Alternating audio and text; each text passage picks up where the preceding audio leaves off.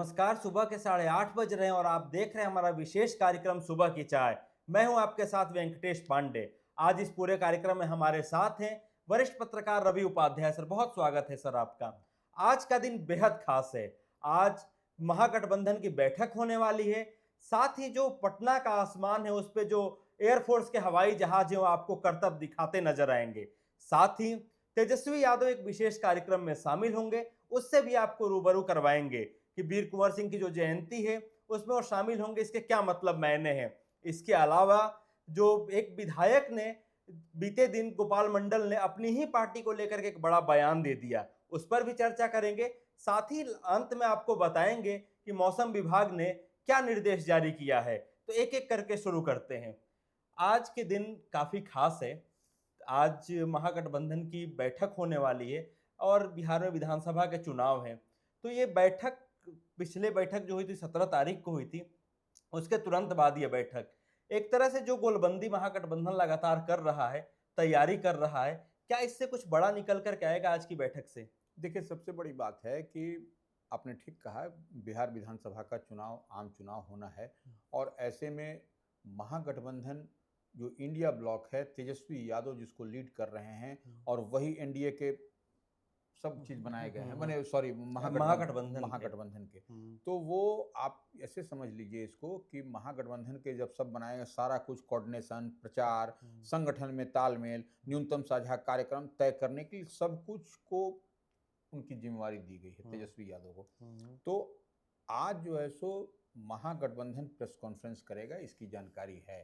तो ऐसे में उससे पहले हमको लग रहा है, जो दिखाई पड़ रही है, जितनी जानकारी छन करके आ रही है कि इन जितने भी महागठबंधन में, इंडिया गठबंधन में हाँ, जितने लोग हैं, महागठबंधन में इंडिया ब्लॉक में जो भी जितने भी अलायंस पार्टनर हैं बिहार में, तमाम लोग एक साथ एकजुटता के साथ बैठेंगे और उस पर डिस्कशन होगा। बीते दिन आपने देखा था कि राजद के प्रदेश कार्यालय में, बीरचंद पटेल में जो है पथ स्थित जो कार्यालय है, उसमें कांग्रेस के बिहार मामलों के प्रभारी कृष्णा अल्लावरू, तेजस्वी यादव, सन ऑफ मल्लाह मुकेश सहनी और तमाम वाम दल के और कांग्रेस के सब लोग दिग्गज नेता बैठ करके एकजुटता का प्रदर्शन किया था और तमाम तरह की रणनीति बनाई थी। नंबर एक।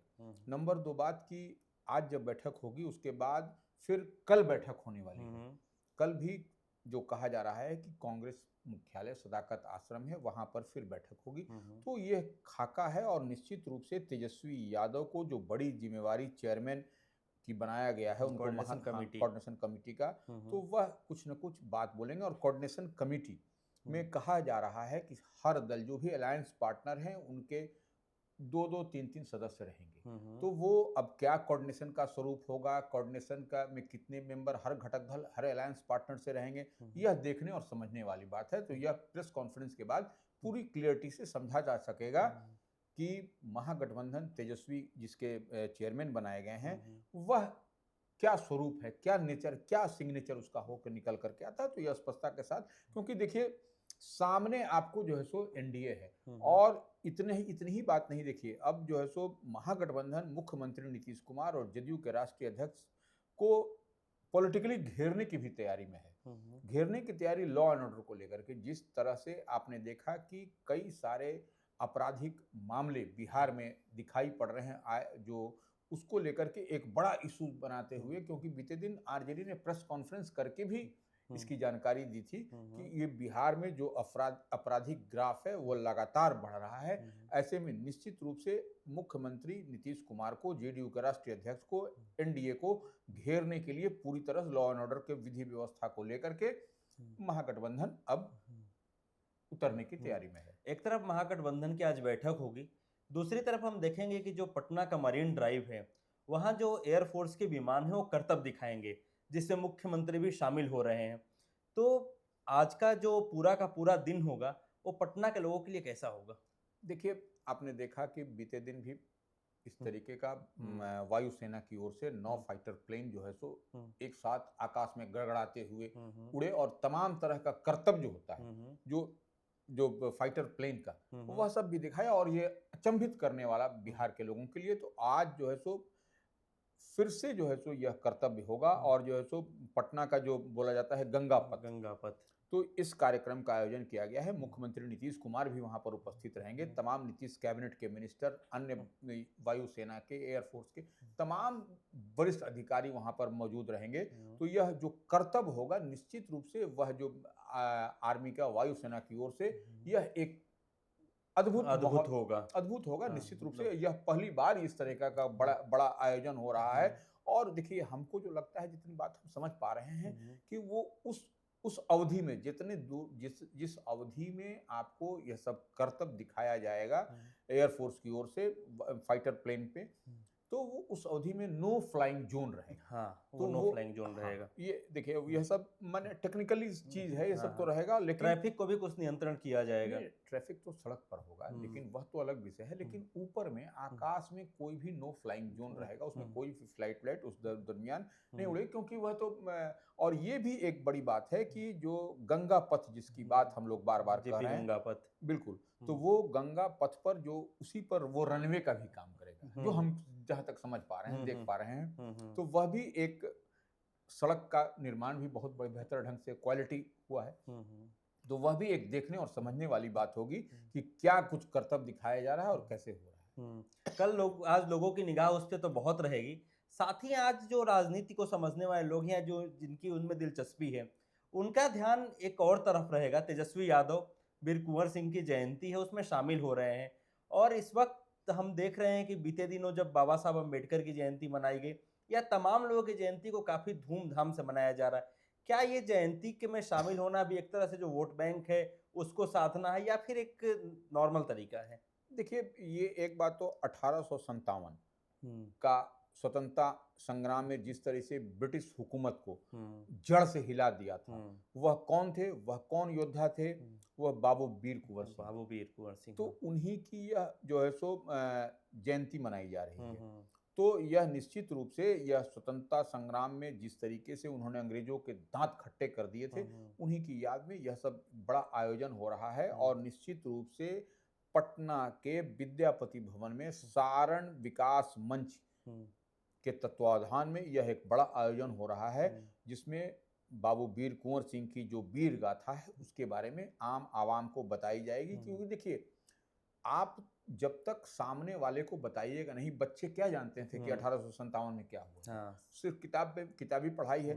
लेकिन इसको जब बताइएगा तो उसमें आपको बाबू वीर कुंवर सिंह की 167वीं विजय उत्सव है। हाँ, तो ये जो है सो उनकी गौरव गाथा इसमें सुनाई जाएगी कि उन्होंने कैसे योगदान दिया, जो अंग्रेजों के खिलाफ हो कैसे बाकी की जो चीजें हैं लड़े, और जो तमाम तरह के उनसे जुड़े किस्से हैं उन्हें ही बताया जाएगा।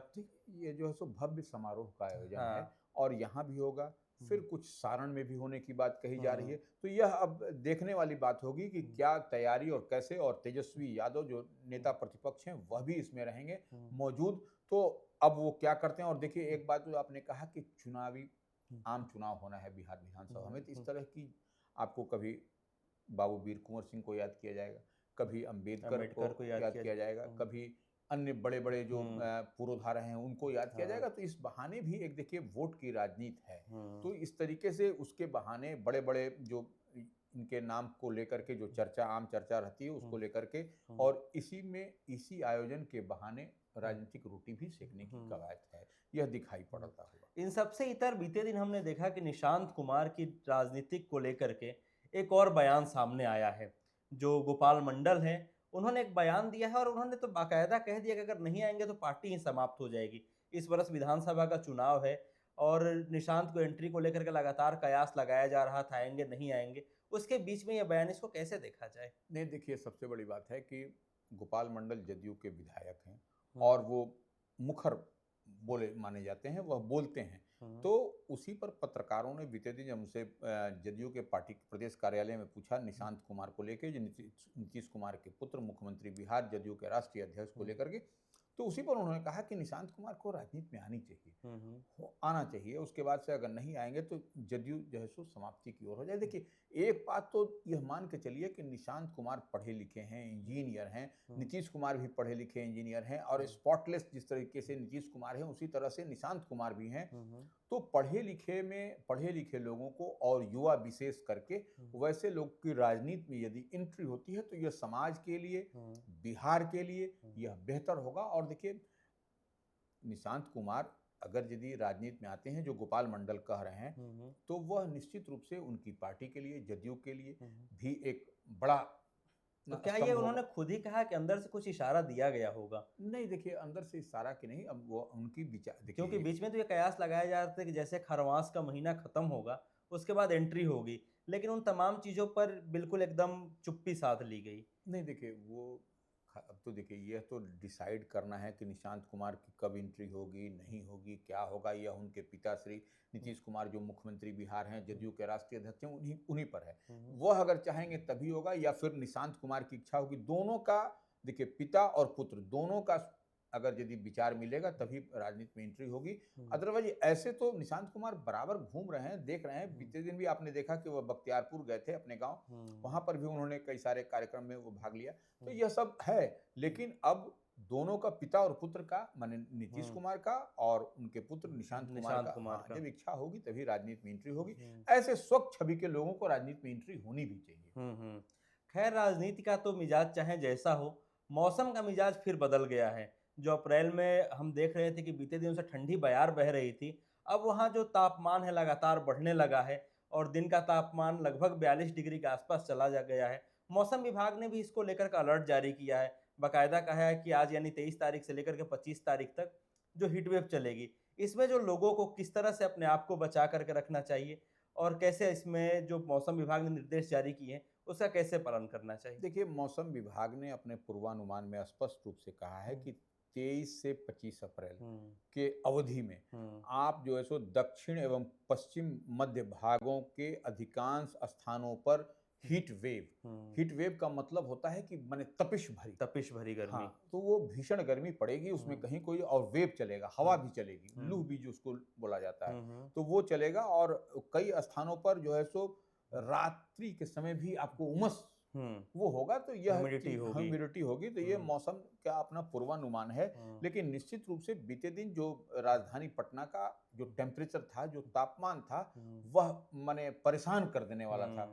स्कूली बच्चे तो भी, जो एक दुके छोटे बच्चे जा रहे थे या पढ़ने ट्यूशन जा रहे थे, उन लोगों को देखने से यह एहसास हुआ कि निश्चित रूप से बहुत गर्मी है और आम आवाम, उसकी बड़े हों बुजुर्ग हों, तमाम लोग परेशान रहे।